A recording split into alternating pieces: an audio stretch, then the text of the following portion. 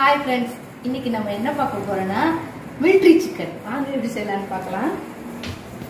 First இஞ்சி பூண்டு paste போட்டுக்கலாம். அப்புறம் வெங்காயம், பச்சை மிளகாய் ரெண்டையும் இதுல கொட்டிடலாம். அடுத்தது தயிர். நெக்ஸ்ட் மிளகாத்தூள் 2 ஸ்பூன், மல்லித்தூள் ஒரு 2 ஸ்பூன், 2.5 ஸ்பூன் போடுவோம்.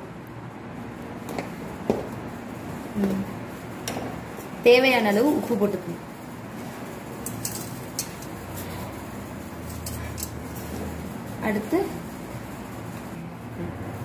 அடுத்தது கரம் மசாலா, அது கொஞ்சம் போட்டுக்குவோம். அடுத்து இந்த டிஷ்ஷுக்கு முக்கியமே புதினா கொத்தமல்லி ஒரு கைப்பிடி அளவு நான் மிக்சியில் அரைச்சி வச்சிருக்கேன், அதையும் சேர்த்துக்குவோம். ஃபினிஷ். இப்போ இதை குளிக்கலாம்.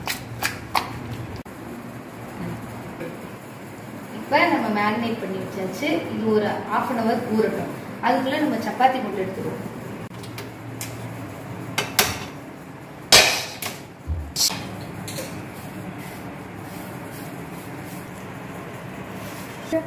நான் சுட்டா தான் வரும்.